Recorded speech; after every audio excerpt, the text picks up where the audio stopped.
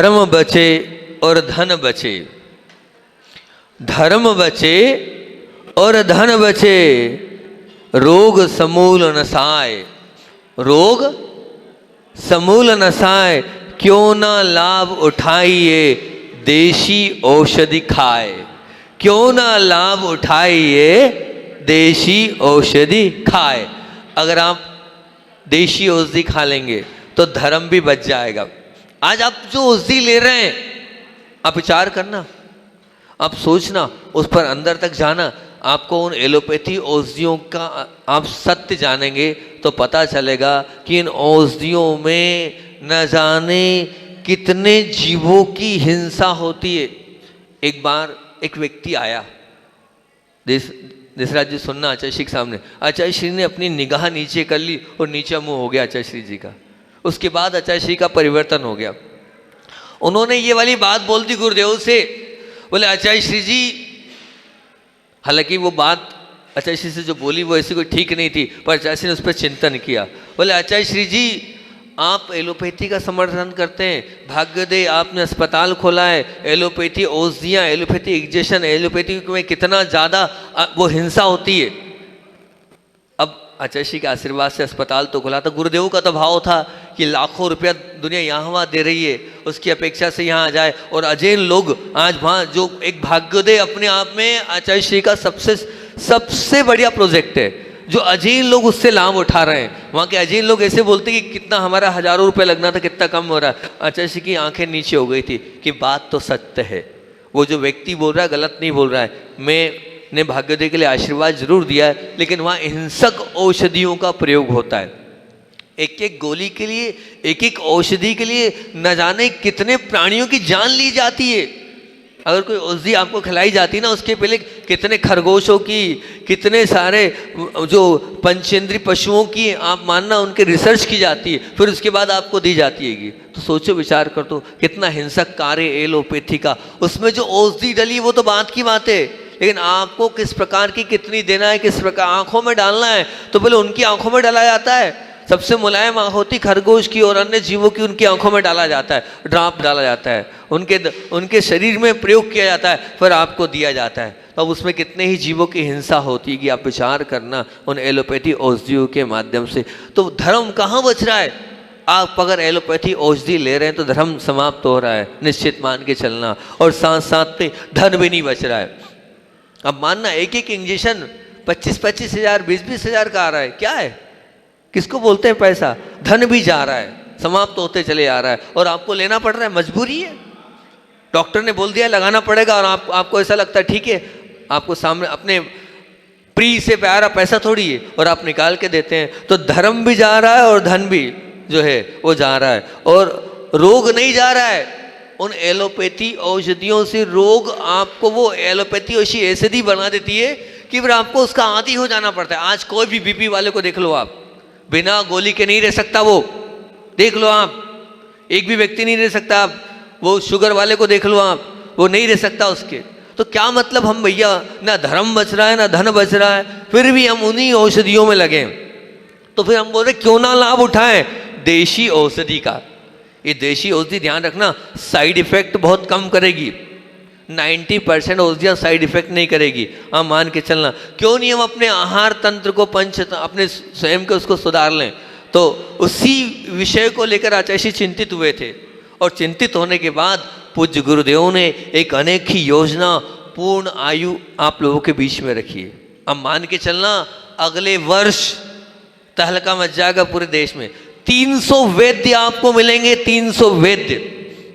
आप विचार करना, 200 से 300 वैद्य आपके सामने खड़े हो जाएंगे, जो कि इतनी अच्छी पढ़ाई वहाँ करा रहे हैं कि पंचकर्म शुरू से लेकर पूरी आखिरी तक की व्यवस्थित औषधि से लेकर वो मिल जाएंगे। तो एक आयुर्वेद का नाम आचार्य श्री जी ने बहुत ऊंचा करा, और एक व्यक्ति के उस पे में मुझे मालूम है आचार्य श्री की निगाह नीचे हो गई थी, कोई जवाब नहीं दिया था, आंखें बंद कर ली थी आचार्य श्री जी ने। फिर उसके बाद आचार्य श्री ने उस आयुर्वेद के विषय में सोचा, और यहाँ तक कि सोचा नहीं, मैं स्वयं, मुझे एक्यूप्रेशर आता है, एक्यूपेंचर आता है, हीलिंग आती है, मैंने सब कोर्स किए, पूरे मुनि बनने के बाद किए।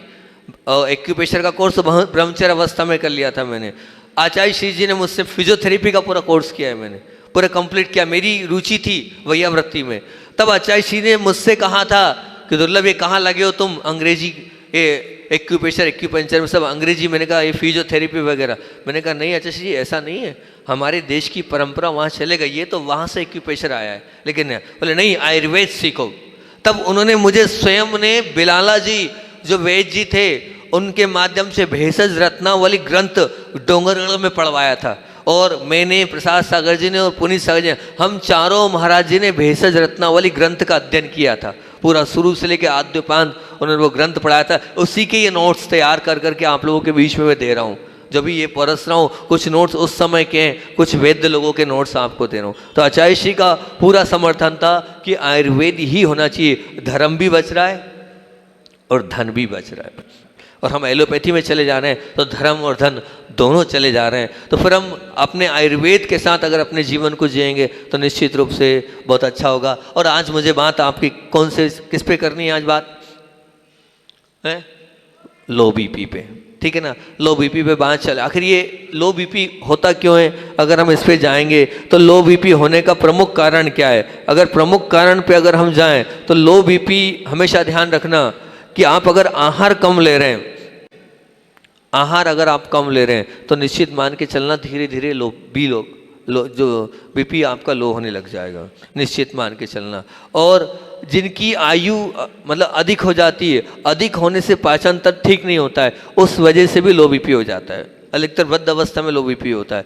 और जो निराशा जिनके जीवन में होती है, मानसिक निराशा जिनके जीवन में होती है, हताश जो हो जाते हैं, उनका बीपी लो हो जाता है। आप चेक करना, जब भी आप निराश होंगे, जब भी आपके मन में हताशा होगी, उस समय बीपी लो हो जाएगा आपका। बीपी कम होने के तरीके ही बीपी लो हो जाता है। इसलिए हताश ना हो। मानसिक निराशा अगर आपने जीवन में आ गई तो बीपी लो होना मतलब क्या कहलाता है? नाड़ी का मंद हो जाना। नाड़ी का मंद हो जाना मतलब नाड़ी की जो गति उसकी कमी हो जाना। तो ये होगा, उसमें आपको समझ में आएगा। एक तो हाथ पैर ठंडे हो जाएंगे आपके, जैसे ही बीपी लो होगा आपके हाथ पैर ठंडे हो जाएंगे, बिल्कुल हाथ भी ठंडे और पैर भी ठंडे, और चक्कर आने लग जाएंगे। ये बीपी लो के मतलब जो बीपी लो होता है उसकी के लक्षण गुण है, एक तो हाथ पैर ठंडे हो जाना, और दूसरा चक्कर आना, और तीसरा थकान महसूस करना। थोड़े से काम में थकान महसूस कर लेना, काम नहीं कर पाना, और नाड़ी मंद हो जाना, ये बीपी के लक्षण है। तो इन बीपी के लक्षण में जो आचार्य श्री के मुख से सुना, पहले वो प्रयोग बताता हूँ। जो गुरुदेव के मुख से सुना वो प्रयोग बता रहा हूँ। और इस प्रयोग को मैं बहुत बार करा चुका हूँ और बहुत लोगों को लाभ होता है। इसलिए लाभ होता है, गुरुमुख से निकला उपचार है। गुरुमुख से निकला उपचार है तो वो निश्चित रूप से काम होता है। जिनको बीपी लो है वो सरसों का तेल लें, अपने हाथ से स्वयं पकतली पर और अपने हाथों से, दूसरे से नहीं, स्वयं 15 मिनट मालिश कर लें अच्छी तेजी से मालिश कर दें। इतनी तेजी से मालिश कर लें कि बहुत अच्छे से उसको उपचार को आप पैरों के पंजों पर सरसों के तेल को मलोगे तो निश्चित मान के चलना बीपी समाप्त हो जाएगा आपका। और मेरा बीपी कम होता था, मैं डोंगरगढ़ की बात है, लेकिन उसको मैं समझ नहीं पा रहा था कि बीपी कम क्यों हो रहा है। वो बीपी कम इसलिए हो रहा था कि शरीर तो था खाने का कीड़ा, और एकदम सब चीज़ें कम कर दी, नमक नहीं, मीठा नहीं, हरी नहीं, ड्राई फ्रूट्स नहीं, तो वो शरीर में आहार की पुष्टिकता नहीं होने के कारण कम हो गया। एक का एक आचार्य श्री जी ने मुझसे कहा, बोले दुर्लभ सागर तुम्हें रोज अपने हाथ से सरसों के तेल की मालिश करनी है, रोज अपने हाथ से सरसों के तेल की मालिश करनी है। अब उनने मुझसे क्यों कहा ये मैं नहीं जानता, मैं भी नहीं जानता, लेकिन उनने मुझसे आगे रह के कहा कि तुम्हें अपनी स्वयं की मालिश करना है। ना मैंने उनसे कोई बीमारी जाके बताई, ना मैंने कुछ बात करी, लेकिन उनने स्वयं ने मुझसे कहा अपने हाथ से करना है। और यही बोला कि मुझे मालूम है तुम दूसरों से नहीं कराओगे, पर तुम्हें अपने हाथ से करना है। हमने कहा ठीक है। और वास्तविकता में हमारे बीपी लो हो जाता था, स्थिति खराब होती थी। हमने अपने हाथ से गुरुजी के कहने से पूरे चतुर्मास अपने हाथ से सरसों तेल की मालिश करी। वो दिन है कि आज तक का दिन है, मेरा कभी बीपी लो हुआ ही नहीं। ये मैं अपना साक्षात बता रहा हूँ। वो कब समझा मैं पता है, मुझे नहीं पता, तब मैं गुरुजी के पास औषधि के लिए नहीं जाता था। ये तो जब बाद में 8 साल 10 साल के बाद पहले औषधि के संबंधित गुरु जी पास उठक बैठक मेरी नहीं होती थी, सिर्फ भैयावृत्ति करने जाता था और स्वाध्याय के लिए आता था। जब बाद में जब उन्होंने किसी खबर आती थी और मैं आचार्य जी के पास जाता था क्या करना है, ये महाराज जी को ऐसा हो रहा है, तब उन्होंने बताया था, तब मेरा दिमाग चला कि आचार्य जी मुझको भी सरसों तेल की मालिश कही थी। वो 5 साल पहले मुझे याद आई बात कि मुझे भी सरसों तेल की मालिश कही थी, तो शायद सरसों तेल की मालिश इसीलिए कही होगी। उस समय मुझे तकलीफ तो होती थी, बिल्कुल एकदम थक जाता था मैं, एकदम बहुत ऐसा हल्का सा चक्कर सा आता था, हाथ पैर ठंडे हो जाते थे मेरे, ये सब कुछ होता था। तो मैंने कहा जरूर आचार्य श्री को वो भान हो गया था कि ये जो है इसके लिए ये बताना चाहिए, और वो मैं आप लोगों के बीच में शेयर कर रहा हूँ। तो जिनका बीपी लो है, ये गुरुमुख से निकला हुआ उपचार है सरसों तेल की मालिश। लेकिन ध्यान रखना, सरसों तेल भी आप कौन सा उपयोग करना, घानी वाला। घानी वाला करोगे तो बहुत अच्छी बात है, जिसमें केमिकल्स नहीं डले हों। जो प्योर वो जो हो जाता ना मशीनों के माध्यम से जो रिफाइंड होकर आता है, रिफाइंड सरसों तेल नहीं, शुद्ध घानी का ही उपयोग करना। नहीं तो उसमें ऐसे रसायन तब तो डल जाते हैं, वो शरीर में जाके उल्टा हानि पहुंचाएंगे, वो आपको लाभकारी नहीं है। शुद्ध घानी का तेल मैंने उस दिन मोनू भैया रायपुर का आपको पता दिया था, वो उन्होंने लगा रखी, आप वहाँ से मंगा सकते हैं। नहीं तो घानी का आपको कच्चा तेल, इसमें कोई केमिकल्स नहीं होना चाहिए। आजकल कंपनियां केमिकल्स डालती है, आजकल कंपनियों के जो तेल हो रहे हैं मैं आपको बता रहा हूँ कि उनमें अब वो क्या उसकी पहचान होती है सरसों तेल की, कि तुरंत आंख से आंसू आ जाए, ये पहचान होती है। मतलब समझना ये रायडा सरसों का तेल है, रायडा सरसों सबसे तेज होती है। कि अब हमने एक तेल बुलवाया और उसको देखा, तुरंत आंख से आंसू आ रहा है, पता क्या चला, उसमें प्याज का रस डला था। हाँ, प्याज का कुछ डला हुआ था। मैंने कहा ये बिल्कुल बहुत शानदार है, बहुत शानदार है। फिर बाद में कहानी खुली कि वो जो कंपनी वाले ने क्या कर रखा है, वो कंपनी वाले ने उसको तेज महक के लिए उसको आंख में यहाँ लो और आंसू हो जाए, उसमें प्याज के एसेंस डले थे, प्याज का कुछ डला हुआ था उसमें। ये बाद में क्लियर हुआ, तो हमने उस तेल को छोड़ा। तो इसलिए आपको हमने बता दिया कि सरसों का तेल उस वाला लेंगे तो वो आपके लिए और अच्छा रहेगा। दूसरा आपको और एक और उपचार बता रहा हूं जो मैंने कल आपको बताया था फिर से। जब आपका बीपी हाई हो तुरंत आप बाई करवट लेट जाएं। मतलब तुरंत आप कैसे लेटना है, मतलब दाई बीपी लो हो रहा, बाई करवट लेट जाएं। बाई करवट लेटना मतलब क्या, राइट स्वर चलाना है आपको। बाई तरफ लेट जाएंगे तो दाहिने हाथ का स्वर चलेगा, जैसे ही दाहिना स्वर चलेगा शरीर में गर्मी आ जाएगी, शरीर में आपके गर्मी आ जाएगी, और जैसे ही गर्मी आएगी वैसे ही आपका बीपी व्यवस्थित हो जाएगा। और कुछ थोड़ी है, औषधि की आवश्यकता ही नहीं है। आपका शरीर तंत्र आपके हाथ में, आप अपने शरीर तंत्र का उपयोग करो और तुरंत कर लो आप इस चीज को। मैंने कराया है संघ में बहुत सारे महाराज जियों को, जब भी माता जियों का मैसेज आता था मैं तुरंत आप उनको लेफ्ट में सुलवा दो, जैसे ही लेफ्ट में सोएंगे राइट सर चलेगा। और नहीं तो कितनी औषधि खिलाओगे, औषधि खिलाने के पहले स्वर बदलाता हूं मैं। जो लो और हाई वाला होता है, हाई में क्या करता हूं, हाई में उल्टा कराता हूं, हाई में लेफ्ट चलाना है तो राइट करवट चलाता हूं, और जब लो होता है तो लेफ्ट करवट चलाकर राइट सर चलाता हूं। ये सबसे उत्तम इलाज है बीपी का जो आपको बता रहा हूं। और आचार्य श्री जी एक प्रयोग और बताते थे, वो प्रयोग बताते थे, पानी वाला बताया था। लेकिन इस पानी में क्या करना है, पानी में 2 चीज डालना है, पानी में 2 चीज डालना है। वो 2 चीज क्या, यहाँ भी माँ को हमने कराया था, यहाँ भी कराया था। यहाँ जब भी लगे कमजोरी आ रही हो, जब भी लगे नाड़ी कम हो रही हो, जब भी लगे थकान सी महसूस हो रही हो, या जो कोई उपास वाला, यहाँ 10 उपास वालों को हमने कराया था ये प्रयोग, नहीं हाँ 10 उपास वाले महाराष्ट्र वाले बड़ी तकलीफ में थे, तो हमने भाई जी वो कहाँ गए बच्चा, उससे बोला था कि तुम ये आला प्रयोग करो उनके लिए। अति नाड़ी मंद हो गई थी, उनकी स्थिति गड़बड़ा गई थी। इस प्रयोग को देख लो गुरुदेव हमारे संदान सागर जी महाराज जी ने वहां पर उपवास की, 8 उपवास अष्टानिका में, पाटनी जी आएंगे सामने, 8 उपवास की, और 8 उपवास सिर्फ एक ही बल पे कराए, 2 टाइम कराता था मैं उनको ये वाला प्रयोग, 2 टाइम करते थे। और सुनना, हमारे साथ बाजू में बैठ के वो पूरा विधान भी कराते थे 8 उपवास में अष्टानिका में। मैं नहीं बोला, पूछो दिनेश जी कराते थे कि नहीं, बोलो आप, पूरा बाजू में बैठ के मैं बोलता था रुको रुको रुको, फिर भी वो होश होश में करते थे। यही प्रयोग कराया था मैंने, और वो उनके पूरे अच्छे से उपवास हुए से। 1 बाल्टी पानी, उसमें 2 किलो बूरा, 1 बाल्टी पानी, उसमें 2 से 2.5-3 किलो बूरा, बूरा मतलब शक्कर का पाउडर, और आधा किलो नमक, आधा किलो नमक आप डाल दें, घोल दें और घुटने तक पाँव डाल दें उनके, घुटने तक पाँव, घुटने के नीचे तक का पाँव पूरे आ जाएं। ऐसी व्यवस्था से आप पानी, पूरा इतना पानी भरना है आपको कि पैर के पंजे से लेके पूरी पिंडली आ जाए, घुटने के नीचे नीचे तक आ जाए। आप मान के चलना पूरी जितनी मन आपका बीपी लो होगा व्यवस्थित। हम उपवास करने वाले हैं, हमारे एक टाइम आहार लेने वाले हैं, बीपी लो है तो हम क्या करें?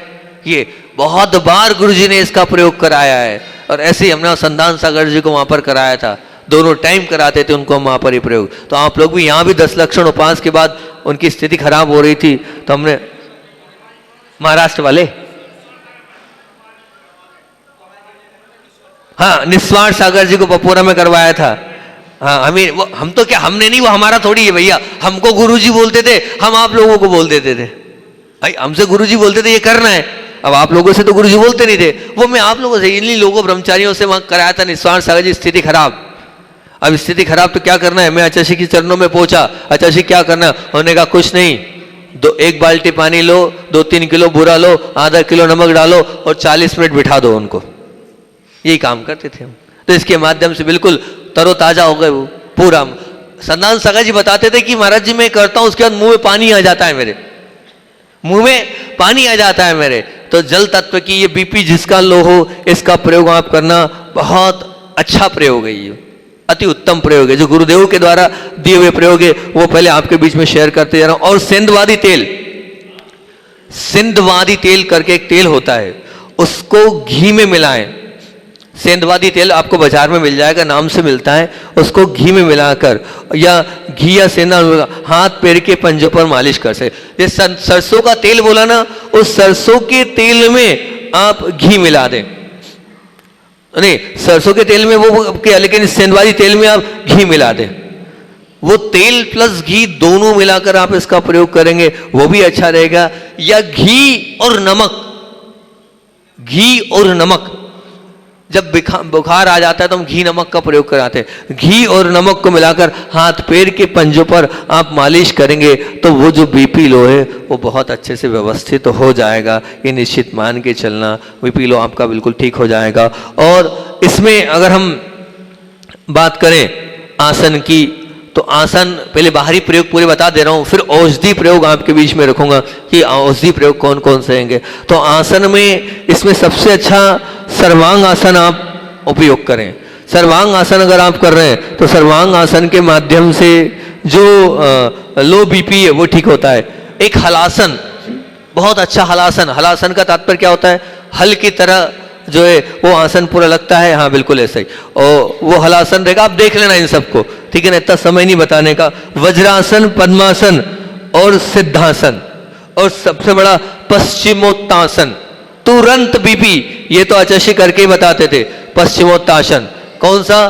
दोनों पैरों को आगे कर दो और अपने दोनों हाथों से वो जो पैर की अंगूठे उनको पकड़ो, वो कहलाता है पश्चिमोत्तासन।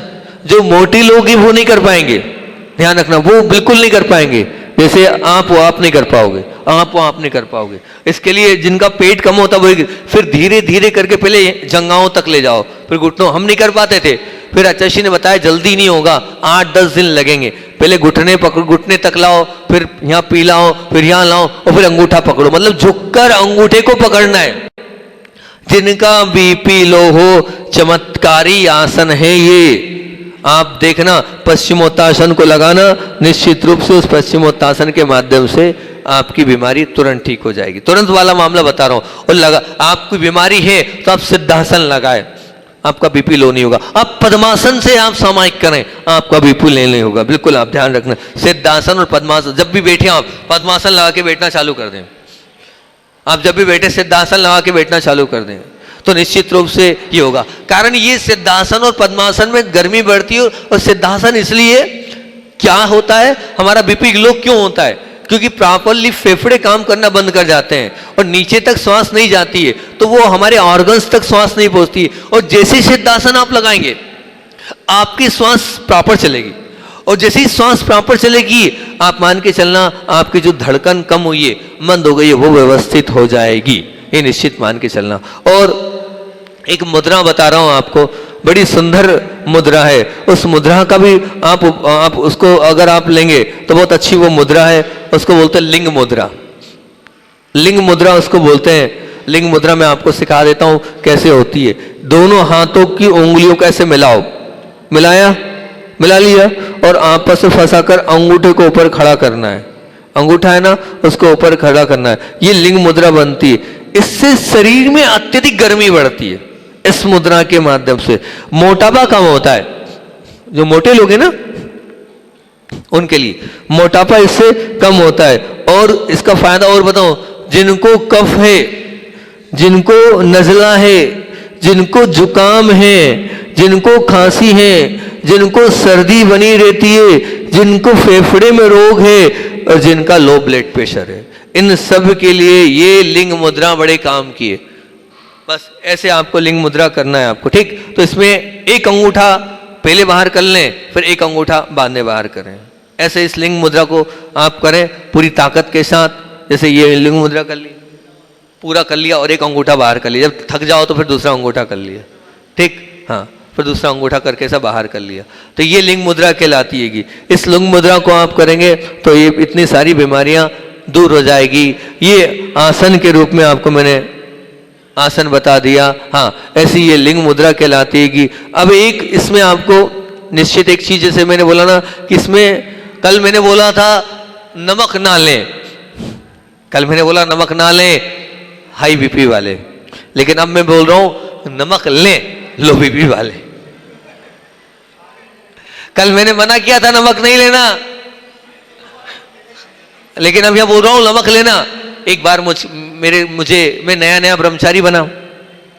अब नया नया ब्रह्मचारी बना तो मैं बिहार हुआ। कहां से? बीनावारा से कुंडलपुर की ओर, है ना। और कुंडलपुर की ओर बिहार हुआ तो जब हम जा रहे थे सन 2000 में, बड़े बाबा का जब अंदर थे ना उस मस्तकाभिषेक में, अब जो है हमसे बोल दिया कि बोले आपको अभय सागर जी महाराज जी साथ जाना है। अभय सागर जी साथ हमें भेज दिया। और उनको बहुत तकलीफ थी, बोले बीपी इनका लो है, तो बोले आपको अलग से जो है नमक चलाना है। मैं समझ नहीं पाया। अब मैंने चलाया नमक, अब मुझे नहीं पता नमक जितना मिलाना चाहिए उतना मिलाना है, तो उतना नमक मिला दिया मैंने। अब मिला तो दिया। जब मैं महाराज जी से पूछा क्यों, बोले कौन से ब्रह्मचारी को भेज दिया था, बोले कुछ उसने कुछ मिलाया ही नहीं। अब भाई मुझे लगा कि नमक मिलाना है, मतलब महाराज जी को हो सकता है बिना नमक के भोजन अच्छा नहीं लगता होगा, इसलिए हमसे बोल दिया कि नमक मिलाना हैगा, है। हम उस हिसाब से काम किया। अब बाद में पता चला कि महाराज जी बहुत अस्वस्थ थे और उनका बीपी लो था, तो वैद्य जी ने या डॉक्टर ने बोला था कि नमक ज्यादा चलाना है उनको, और नमक ज्यादा चलाना है। तो मुझे वो गलती हो गई। आज तक मुझे याद है, वो 25 साल पुरानी घटना आपके बीच में रख रहा हूं। आज 2000 से आज के कौन सा हो गया 2000, 25 साल पुरानी घटना आपके बीच रख रहा हूं कि मेरे समय वो नया नया ब्रह्मचारी बना था मैं, उस समय में से ये गलती हो गई थी। तो जिनका बीपी लो है उनको नमक ज्यादा भी ले सकते हैं, ज्यादा भी वो प्रयोग कर सकते हैं, तो उसके माध्यम से उनका बीपी ठीक हो जाएगा। आप क्या तो अभय सागर जी महाराज जी का चतुर्मास भी हुआ है ना, उनको आपने कम नमक तो नहीं दिया है?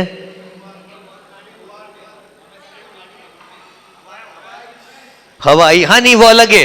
बाकी बीपी उनका बहुत लो होता था, उनको बहुत जल्दी बीपी लो हो जाता था। तो ये जिनको बीपी लो है उनके लिए सेंधा नमक अवश्य दिलाएं। अब एक नुस्खा जो बीपी हाई वाले के लिए मैंने गोलियां बताई थी, वो एक अब गोलियों का नुस्खा आपके बीच में रख रहा हूं जो बीपी लो है उनके लिए। ये आयुर्वेद की गोलियां हैं, इनकी एक पुड़िया बनेगी। मैंने कहा था ना एक वैद्य जी आए थे, वो एक पुड़िया बना के देते हैं। उन्होंने किसी को नहीं बताया, हमें बता के नुस्खा गए थे वो तो, लेकिन हम तो आप सबके बीच में वायरल कर। उन्होंने कहा था बताना मत, मैं तो मेरा राज चला जाएगा, लेकिन मैं आपको उसका राज बता रहा हूं। उन्होंने कौन सी गोली बताई, कल भी बताई थी वो गोली, इसमें भी है। योगेंद्र रस एक गोली,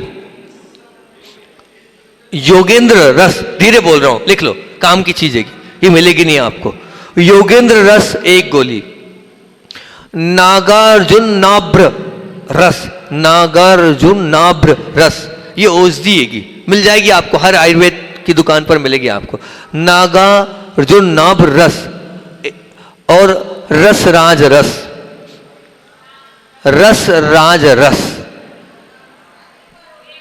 एक बार और बोलो, योगेंद्र रस, ठीक है ना। मैं आपसे कह रहा हूं योगेंद्र रस ऐसा है, इतना महत्वपूर्ण, ये इतनी ऐसी गोली है कि जो मरता है आदमी उसको जिंदा कर देगी, इतना पावरफुल है इसका। जब आप पूरा पढ़ोगे वो तो आपको समझ पे पड़ेगा। बहुत महंगी आती है ये औषधि, है ना, इसमें गोल्डन युक्त और महंगी आती है। योगेंद्र रस, ठीक है ना।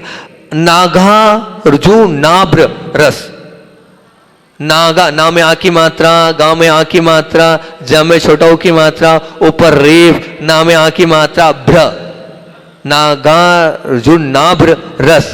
और कितनी धीरे बोलूं भैया, रस राज रस, ये 3 गोलियां आपको बता रहे हैं, इनका आप उपयोग करना बहुत उत्तम। ये औषधि है, इससे बीपी लो है वो ठीक हो जाता हैगा। उसके बाद जिनको बीपी लो है वो निश्चित रूप से ध्यान रखना, उन लोगों के लिए कभी भी गरम और मिर्च मसाले ना खाएं।